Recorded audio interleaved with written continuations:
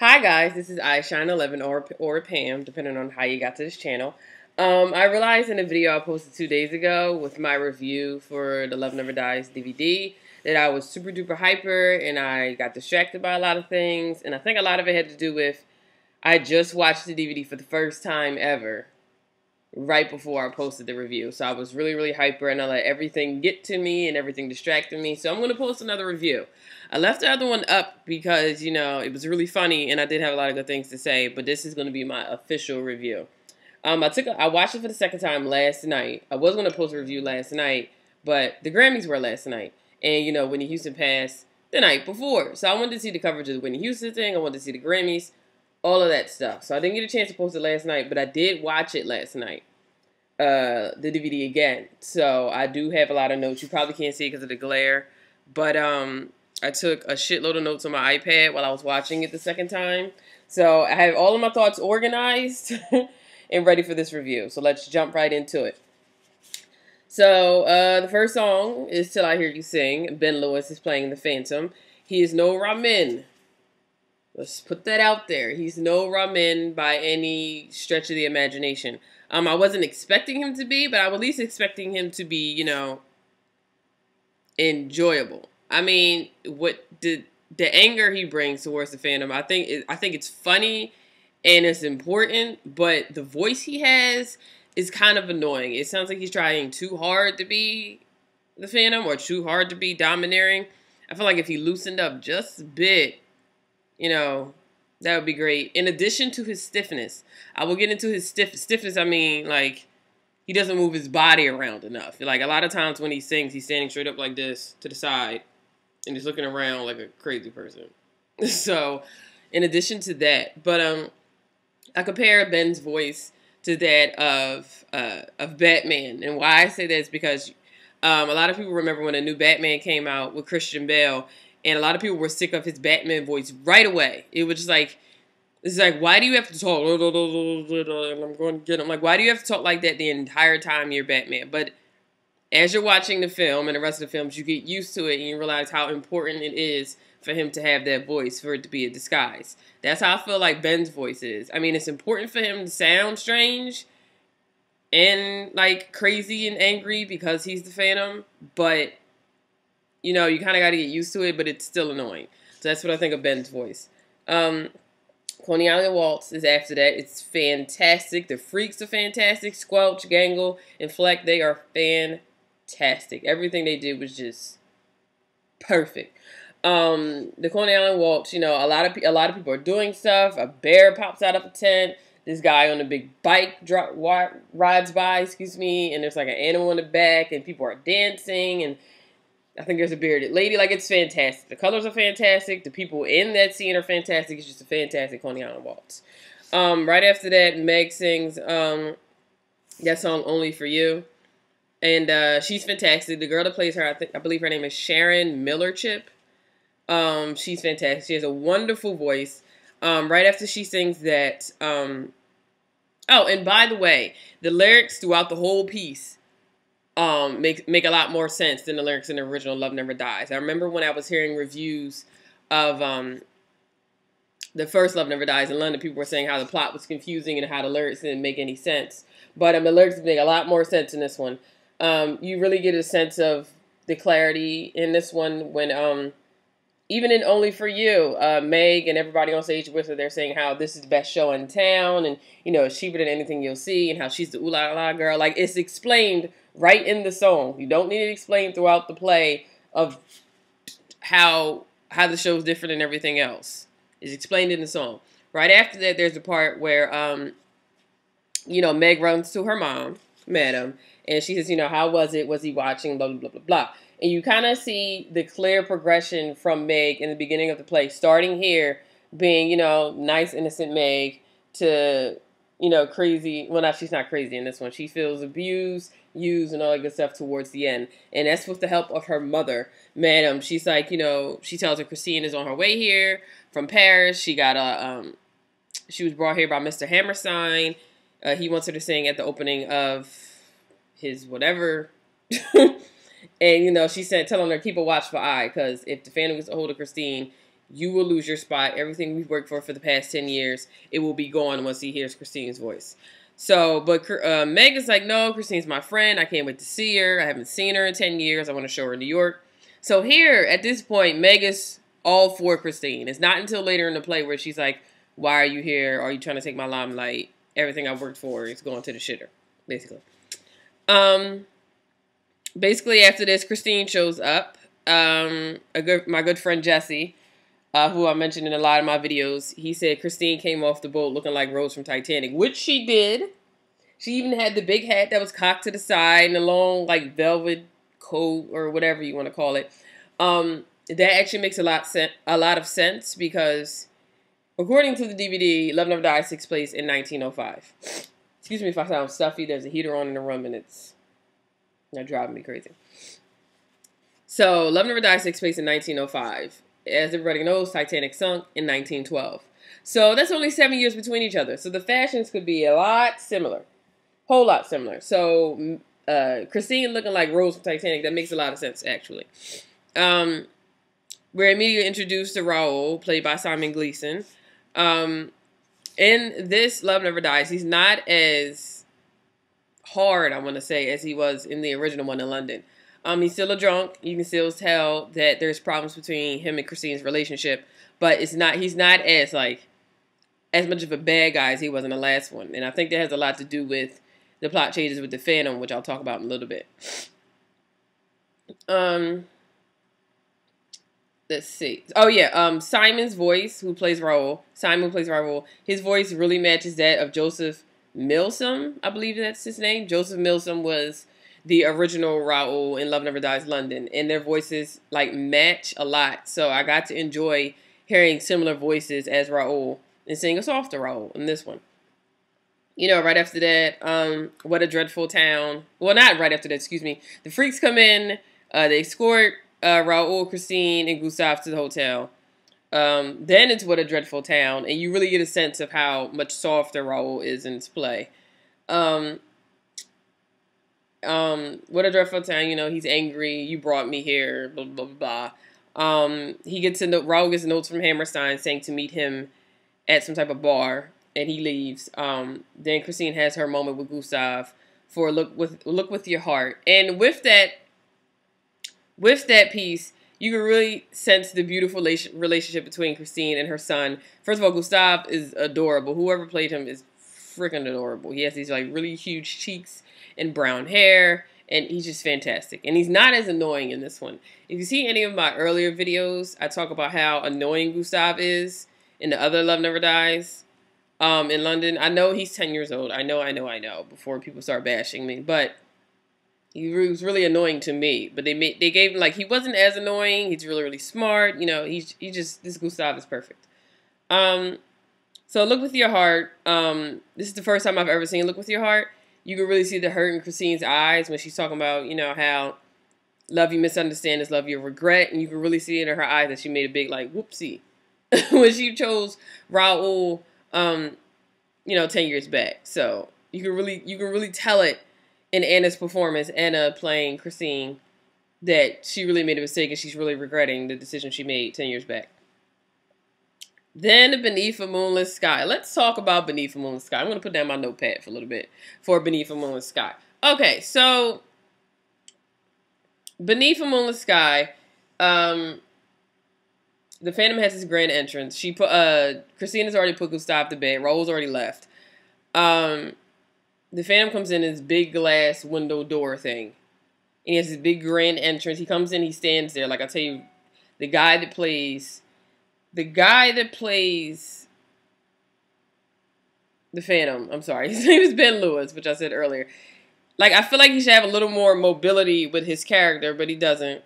Whatever. I mean, I still like the show regardless. Anyway, so he stands there with his stiffness, and he's just standing there like, haha, here I am. And then Christine, she sees him. I guess she can't take the sight of him, so she faints.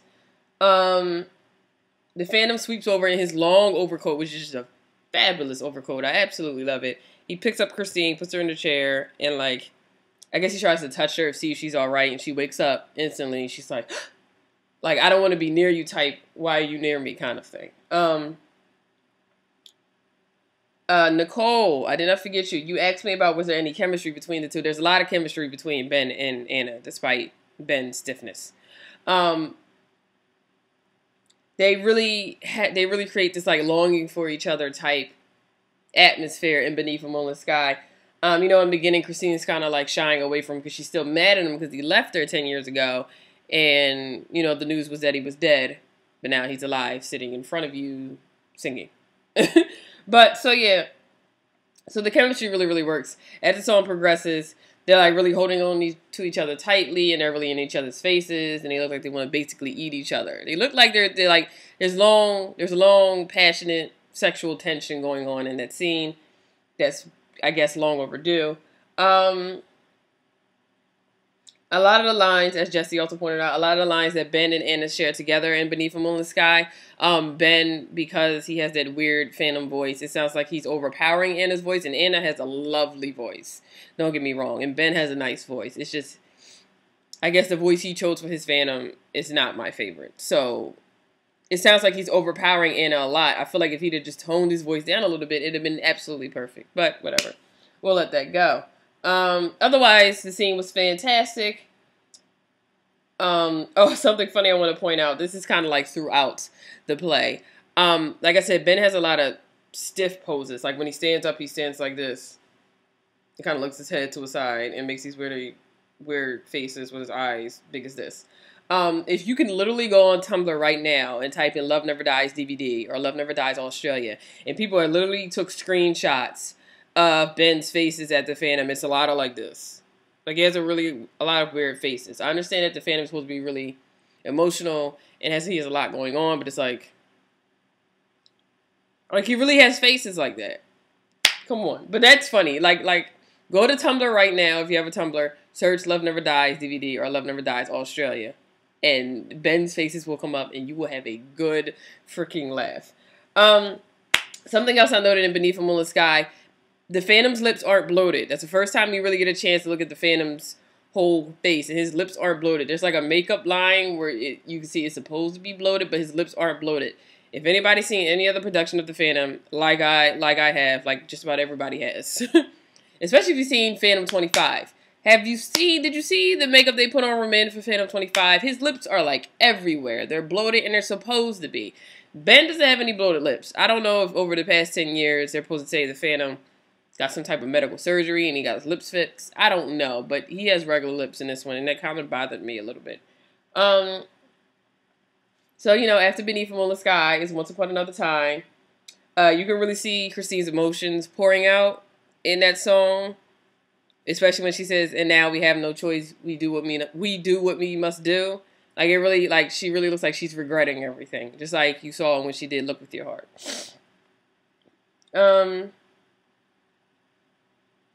Like I said, Ben's Phantom voice is still weird, but at this point, you're kind of getting used to it. And then I made a little note. Maybe he can't hit those really, really high notes unless he's standing completely still. Like this. I don't know. I doubt that's the case. Maybe that's how he wanted to get his Phantom across as being super duper creepy. But you'll notice the stiffness within the first, 10, 15 minutes of the play. So don't worry about it. Right after Once Upon Another Time, there's a Stranger Than You Dreamt It reference from the original play. In this line, the Phantom says, "I've been waiting 10 years to hear you sing. I want the ghost to die. I want the ghost. There's this ghost that's been haunting me." I'm guessing he's talking about his former self and how, how he used to be the Phantom and how it's haunting him, how he's changed over the past 10 years, but how he's still longing to do those former things. Then he talks about, he speaks this. He doesn't sing it. He says to Christine, "I know what Hammerstein is paying you. I'll offer a double just to sing one song for me." She basically says, "I owe you nothing. I'm not doing it." Then Gustav comes in, he runs into Christine's dorm. He talks about the dream, how he had a dream that he envisioned somebody crazy and scary drowning him. Christine, she calms him down. She says it's all right, and then she introduces him to the Phantom. I was looking at, I think it was on Tumblr again, and how somebody said, "This man that tried to kill you," talking about Christine and the Phantom, "this man that tried to kill you, kidnap you, kill yourself, kill your fiance, take everything from you that you ever wanted from you. Why the fuck would you introduce him to your son?" I thought it was hilarious, but I feel like she didn't have any way around that. Gustav came in, the Phantom saw him. It wasn't like you were going to run and hide him away because you already saw him. So she might as well just introduce him and get it over with. The Phantom takes over to Gustav. He puts him like on the ledge of like the window or the patio rather. And Christine's like, "Oh my God, you're gonna throw him overboard?" Like she has to look like, "Don't put him there." But the Phantom has him secured. He asks him, "What would you like to see?" And and Gustav says, "I want to see Phantasm. I want to see all that's wild and dark, all that wonderful stuff." And the Phantom promises him that he'll show him everything tomorrow.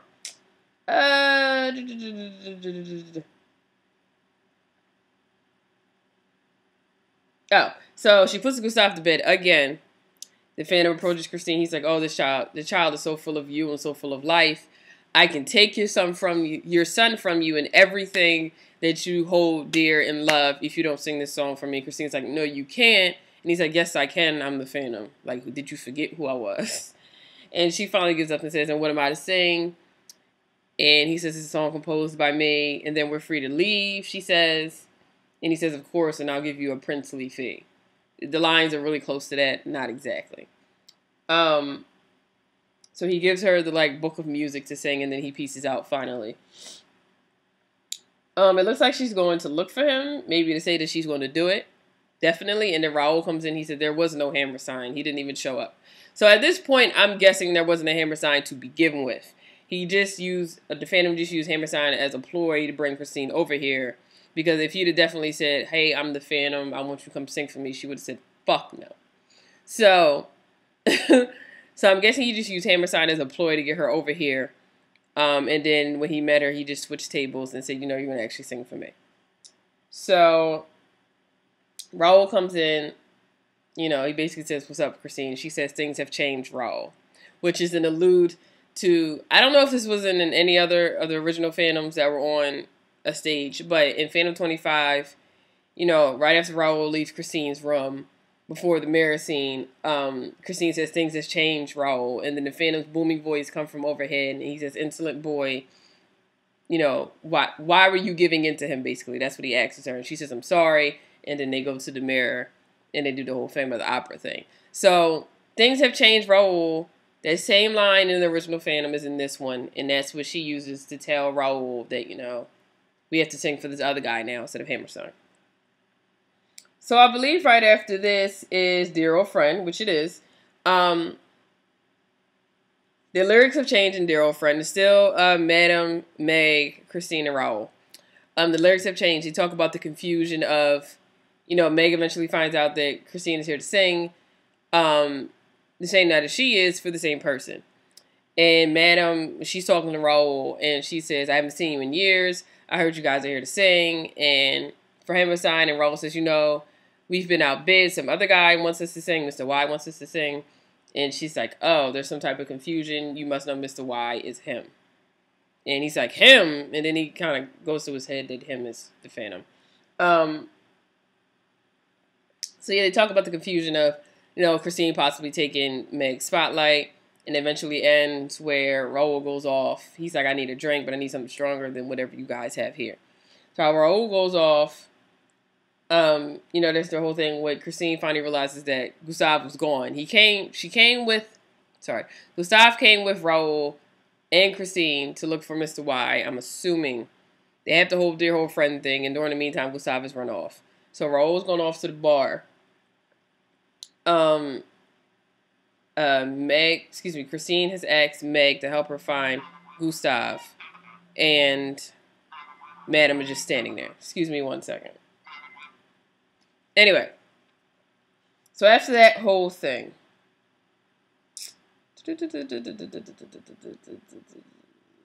I talk about, so there's the beautiful and the beauty underneath scenes that come after this.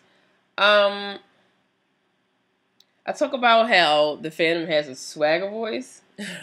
So the freaks bring Gustav down to the Phantom's lair. And, the Phantom tells Gustav, "Wait 1 second till I prepare our adventure." And Gustav asks the Phantom, "Can I play on your piano?" And the way the Phantom says, does the young Vicomte play?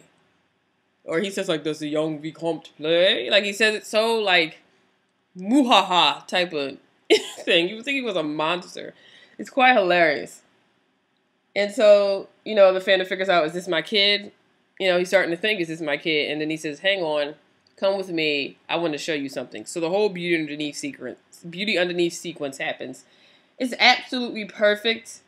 Like I said, just like with Coney Island Waltz, there's a lot of freaky things going on. There's these pillars come out, these long triangular glass pillars come out, and there's things in the pillars, and there's like skeletons popping out. It's just an absolutely wonderful scene. If there's a clip of it on YouTube or somewhere, or if you have the DVD or can borrow the DVD or what have you, you got to see the Beauty Underneath. I mean, you have to see the whole play, but the Beauty Underneath is absolutely fantastic. In this scene, I feel like I can tolerate Ben's, you know, weird voice because I've gotten used to it by now, for one. And two, because of all the distractions that are going on with the skeletons, and there's little kids running around with cone heads, and people are in these pillar things, and it's just a lot to see. So I feel like I can ignore Ben's voice for this a little bit, and Gustav sounds like an angel. I took a note, Ramin would have owned that stage, which he would have. He would have took all of that scenery to his advantage. But anyway. So, you know, at the end of the Beauty Underneath, the Phantom feels comfortable enough that he can take off his mask and show Gustav. But, of course, Gustav gets scared and run away. Christine and Meg eventually come up. Christine tells him, you know, it's all right, I'm here, Gustav. And the Phantom comes out while Meg is still there and basically says, do you have anything to tell me? Christine asks Meg to take Gustav back to the hotel. She does. Christine tells the Phantom that Gustav is his kid. You know, he has a little breakdown. Despite his stiffness, he has emotion. He's like, I have a son. Ooh, ooh, ooh, ooh. Like, he's so stiff. It's so funny. You got to see it. The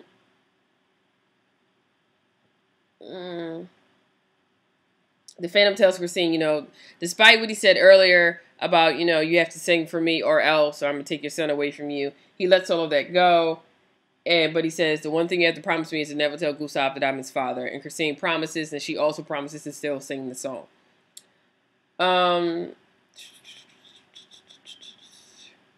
After this, you know, after the whole scene where the Phantom's like, all shall be his, the Phantom goes away. Madam comes out of one of the triangular glass pillars, and she has that whole thing where she says, all will be ours as that bastard had never been born.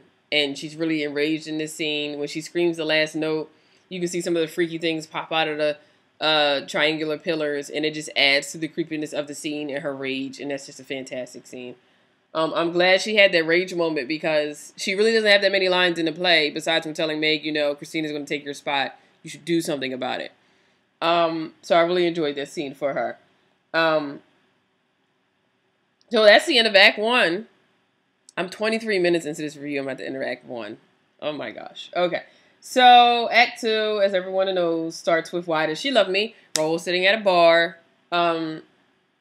He's sitting there and pondering, you know, his life, why his relationship sucks. He's not as aggressive, as I said earlier, as he was in the original Love Never Dies in London. None of the lyrics have changed, or maybe like 2 words changed. I didn't notice much of a change in lyrics for this. You can really tell that he's hurt in this, that he's really thinking, wow, you know, my relationship is in the shitters, my life is in the shitter. Meg comes in, she's pouring out her sorrows too.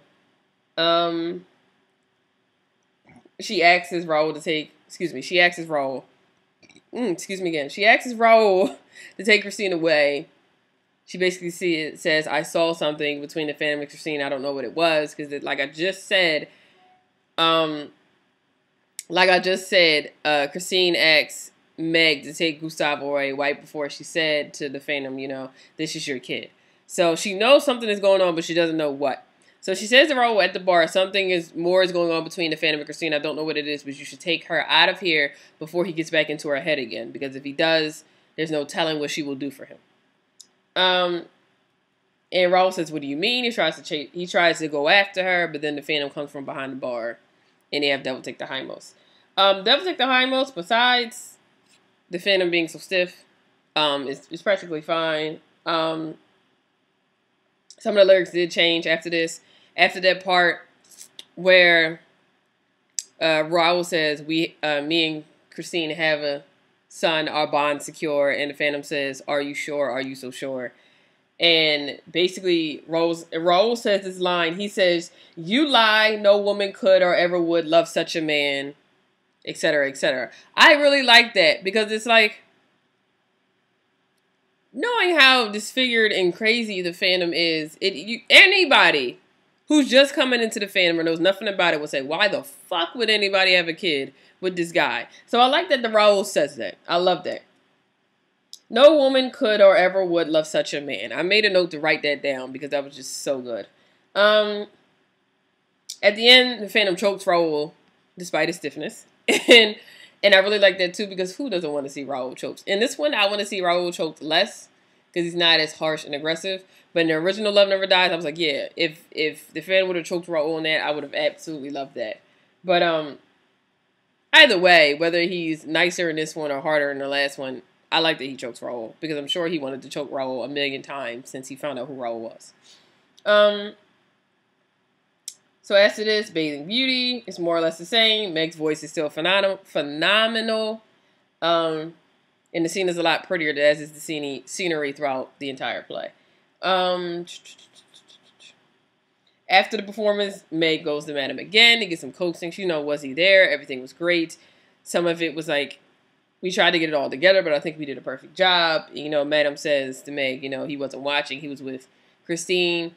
And I think at that point, Madam tells Meg, you know, the Phantom and Christine have a kid together. And that's the piece Meg was missing after she took Gustav away when the Phantom came in and said, you have something to tell me. So that's like, she got the last piece of the puzzle and went, wait, they have the kid together? Oh my God, we have no chance now. That's, I'm sure, what she's thinking. So at that point, Meg is like, oh my God, he's using me for all these years. He had a kid with Christine all this time.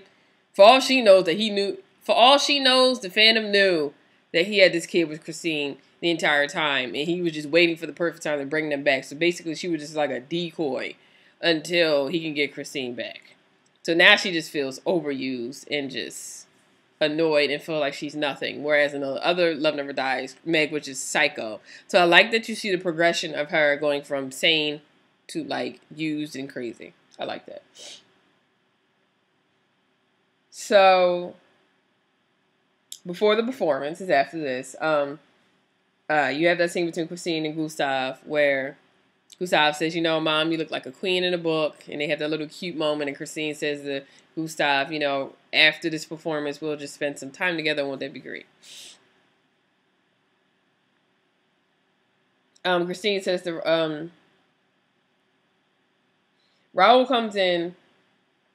Christine asks Raul to meet Gustav afterwards, after they shoot Gustav away and tell him to go backstage because they have to talk. Raul was supposed to meet Gustav after the play.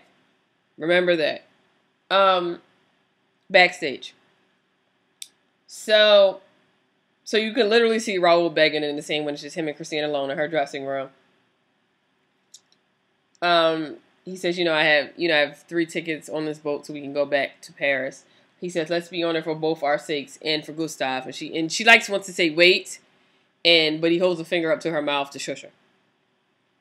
And they make out a few times before he eventually leaves. So the Phantom comes in. He's still having a lot of stiffness and he was walking around the room. And it's not really convincing enough for me for Christine to make her final decision and say, hey, I'm going to stay with the Phantom.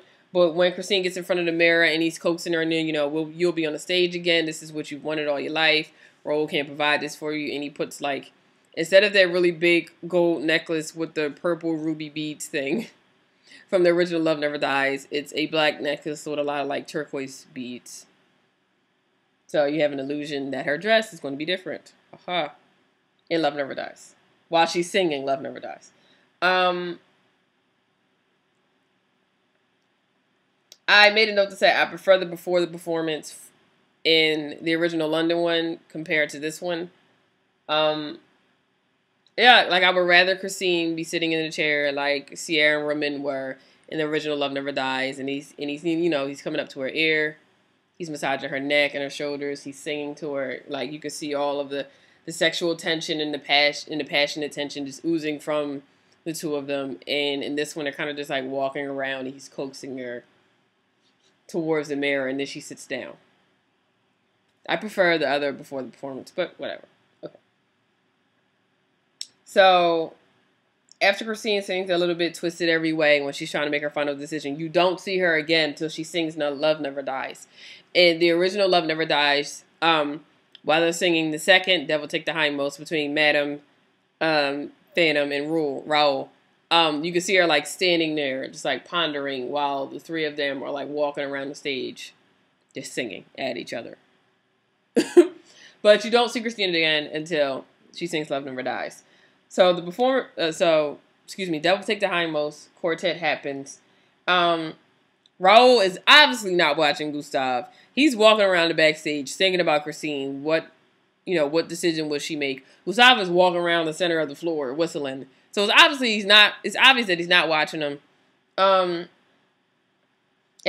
the very end of it, you can see Meg take Gustav away. She says the last line of Devil Take the Hindmost. So Love Never Dies happens, and Christine comes out in this big turquoise, purple, blue peacock dress. The entire background is made of peacock feathers of similar colors. It's really scary at first when you see it, but it's absolutely gorgeous when the final lighting hits it, and it's just a really pretty scene. I thought it was a lot, but being that they were in Coney Island and being the Phantom is as weird as he is, makes sense to me. I don't know if the peacock is supposed to symbolize, if it's supposed to mean something.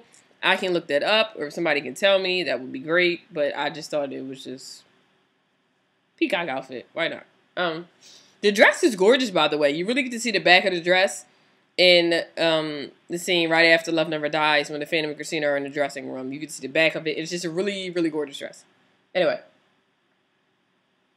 So she's starting to sing Love Never Dies. Raul stays for about half of the song. Well, actually most of the song. Right before she sings her last high notes in the song. So while she's singing, she looks at Raul. She looks to the stage. She looks at Raul. She looks to the stage. She's fumbling with her fingers. You can tell she's really nervous. Then Raul eventually leaves. She looks at the Phantom. She sings her high notes. End of the song. I forgot. People were really asking me about her high notes at the end. They were better than I was expecting them to be. Like I said, I heard a clip of Anna singing Love Never Dies as Christine, obviously, online like a few months ago, and I really wasn't satisfied with the high notes at all. It sounded like she was just screaming and really wasn't into it at all. But I guess she really found what she was trying to get at, and it was absolutely beautiful. And she did a lot better job. She wasn't Sierra by any means, but it was great. Sorrow eventually leaves. I really liked at the last bit, right before she says "Love lives on." They have a camera angle looking directly in her face, and she finally has like a look of like great satisfaction on her face. Like, I finally made the right decision in my life. So I really, really like that. So right after that is the scene of Christine. Phantom and Christine are in her dressing room. There's a random makeout session. You know, Christine says, "I feel beautiful. Your words were beautiful. Everything was beautiful." And they kind of do like this little walk thing. And then the Phantom grabs her in the corner of the room, pulls her in, and then they kiss. First kiss was really aggressive. And then the last two were like really like pecks. It was awesome. It was random, but it was awesome. Because, you know, being a Phantom Christine fan like I am, I've never been much of a Raul fan. So being a Phantom Christine fan like I am, it was awesome, but it was weird. I wish I'd had more of an indication that it was coming. Like, it was just like, bam, they're kissing. And I wasn't expecting it, but it was awesome. I really don't mind the Phantom's awkwardness and his stiffness in Christine while Raul was reading his letter, because Raul is reading his letter. He was Christine's former lover. I'm sure he doesn't feel super duper comfortable with the fact that they're reminiscing on old times in this letter. So I don't mind his stiffness there. Don't worry, my review is almost over. I know this is really, really long. I'm looking at the time and it says 34 minutes, but I'm almost done. Obviously, because I'm at the end of the play. Gustav, that song is the same. Christine realizes that Raul was supposed to watch Gustav, and then she goes, "Oh my God, did he take Gustav with him when he left?" And you know, the Phantom goes, "That insolent boy, I'll kill him." You know, he brings Madame out and said, "Did you do anything with the boy?" She says, "No, I know who he is." And then Fleck comes out and she says, "I saw that in Meg's dressing room, her glass was shattered," alluding to the fact that it's a big possibility that Meg took Gustav and did something terrible with him. So they're running through Coney Island trying to get to the pier because the Phantom knows where she's at. After they go through all of the craziness and go through all the you know, the people in costumes doing their basic acts, going on with their day. They don't know that a little kid is missing in Coney Island. So they're going on with their day. So they finally go through all of that. They get to the pier, and Meg eventually has Gustav hanging over the end of the pier, looking like if she lets him go, he'll drown. So, you know, the Phantom is coaxing Meg to let Gustav go. She eventually does, and after she does, you know, she pulls out a gun from her sleeve, I guess, and she points it towards her head. So the Phantom is still coaxing Meg to let go of, you know, let go of the gun and not kill herself. And he still says this stupid line that we can't all be like Christine. And you see Meg kind of has like a fit. Like, she's like, "You're always talking about Christine. All of this has been about Christine all of this time. All this time I've been working for you and you've been using me. You haven't given a shit about me. You've just been waiting for Christine to come back." So she kind of has a little fit, and like I feel like she has like a little, like she just can't take it. It was just too much for him to be talking about Christine right now. So at this point, Christina's let Gustav go. I guess he runs to Madame, and at the meantime, Phantom and Meg are wrestling with the gun. The gun fires. Christine gets shot in the chest. She falls to the ground. Meg and Madame run to go get help, and the Phantom is holding Christine on the pier. Gustav says, "You know, I have to go get Papa. Where's Papa?" And Christine says, "You know, your father, your real father." The Phantom butts in immediately and says, "No, you promised." She says, "I know, but you're all he has left now." She tells Gustav, "You know, this is your real father." He's like, "No." They do a little bit from Look With Your Heart, but Gustav is like, "Hell no. You can't sing this song to me and I'm accepting it." So he runs and goes away, meaning Gustav. I love the bit that Christine gets up and like tries to attempt to chase Gustav. Like her motherly instinct kicked right in and she tried to go get him. But, you know, she was just shot in the chest. So she doesn't have a lot of energy to be chasing anybody. So she falls back on the ground. Phantom catches her. Where are we at? Right. Christine is in a sitting position. And the Phantom, so like Christine is sitting, well not like I'm sitting. When Christina's in a sitting position, her legs are sprawled out and she's sitting up. So she's sitting like this. She's sitting in an L. And the Phantom's like right here, right behind her. He's like holding up her side. He's like holding up her hair. It looks like he's literally hanging on to any life she has left. It's really, really sad scene. So he sings that bit from Once Upon Another Time. And then Christine does that bit, "Come Closer, I Beg You. Remember, love never dies. Kiss me one last time." And I noticed from the kiss in this one to the kiss in the London one, they kiss immediately. I feel like Ramin and Sierra, as the Phantom and Christine, in the original Love Never Dies, they like stared at each other for a little bit and then they kiss. But Ben and Anna as the Phantom and Christine. In this one, they kiss immediately. They kiss for a little bit. She puts her like arms like around his neck to try to hold on to him, but her arms fall. And that's the biggest clue in the world that she has died. The Phantom lets out this really like whack scream. I don't know if I can say if it was whack because I've never been in a position that a loved one has died in my arms, so I don't know what my reaction would be. I'm sure I would scream too, but you could tell the scream was like rehearsed and over dramatic. But the Phantom is dramatic, so whatever. So he lets out the loud scream. Gustav comes back with Raul. I heard that he brought back Raul in other, you know,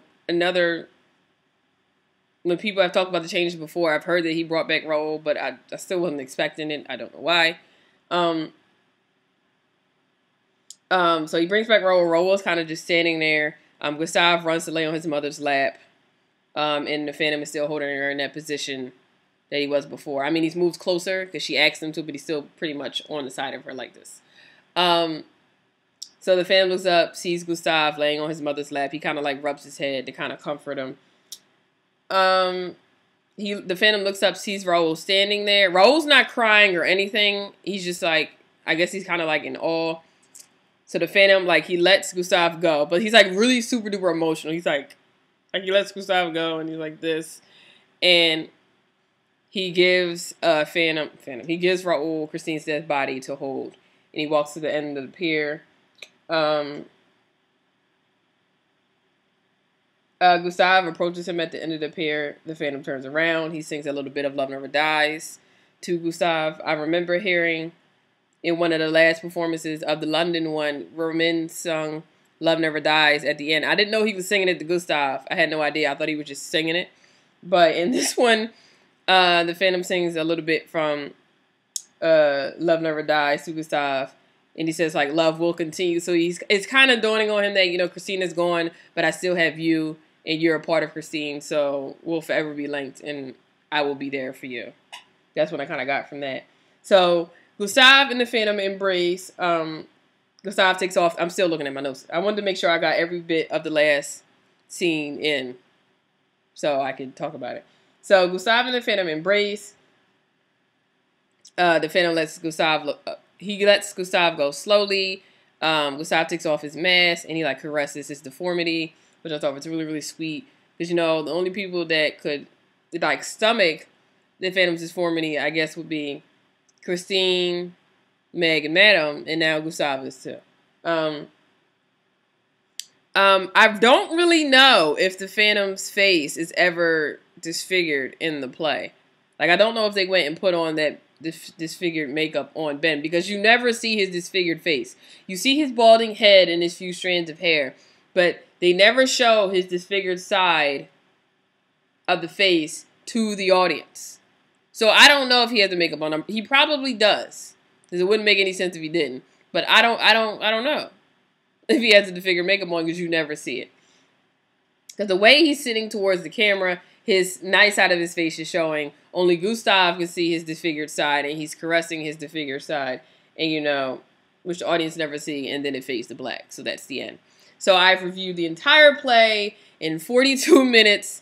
My overall synopsis, in my first video, I gave it an 8 out of 10. I want to give it about a 7.5 or a 7 out of 10. Mainly because Ben's voice. I wish he'd have found a different voice to use as the Phantom. That got on my nerves a lot. I wish Madame Gary would have had more lines. I understand that they made a lot of changes between the original Love Never Dies and this one. I wish she had a lot more lines, because you could really tell in the original one that she was crazy and she was angry. You could tell it in this one, but you couldn't tell it as much. So I wish she would have had a lot more lines, because that would really aided to Meg's progression from sanity to, you know, feeling used and abused.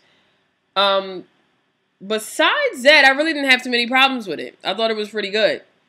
But the Phantom being the main character and his stiffness and his choice of Phantom voice, that really, really, I feel like, hurt the score I would have gave it. If he would have found his voice and corrected that stiffness, I probably would have gave it a 9 out of 10 or a 10 out of 10. But, you know, you really got to fix that. And, you know, I'm looking online, and I'm talking to my good friend Nicole, and I'm talking to my friend Jessie, and everybody still has, like, though it didn't do well, people still like the London version. A lot of people, I'm not going to say not everybody. A lot of people still like the London version way more than the Australian version. Maybe because Romain and Sierra, they are like the perfect Phantom and Christine, and they have the best chemistry I've ever seen in my entire life. So I'm pretty sure if I had seen that version, I would have probably loved it more, because I love me some Romain and Sierra. If the changes that were in this play happened with those two in the original London one, I'm sure I would have loved it. Like, so I would have loved it so much. I probably would be watching day after day after day after that. So, so yeah, that's my review. The only problems I had, I wish Madden would have had more lines, and the Phantom, well, I'm going to say Ben, because Ben played the Phantom. Ben's stiffness and his choice of voice for the Phantom. That really got in my way of it having a perfect score. The scenery was perfect.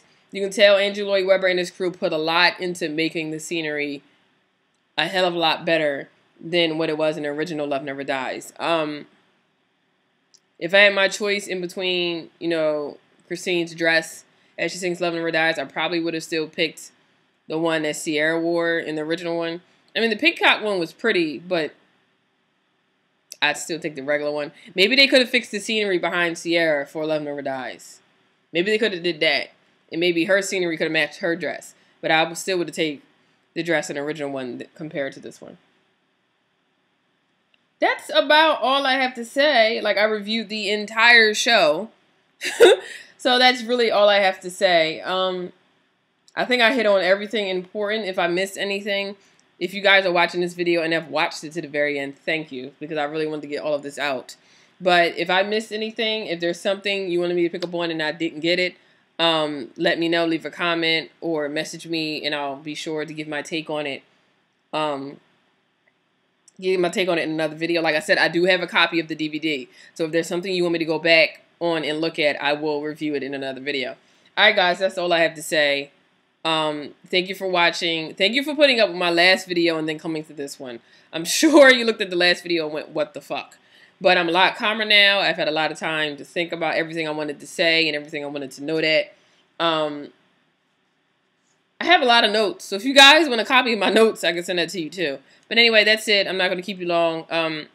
Have a good day. Have a good week. It's only Monday, so have a good week. If any of you guys have a copy of the Love Never Dies DVD, the Australian one, of course, because there's none for London, and you want to do comparisons of what I saw and what you saw, if there's something you thought I didn't hit on or something I'm completely wrong about, and you want to correct me or talk about it, you know, come to my video, leave a comment. I'm open to it because I'm sure everything I thought isn't everything that there is to play.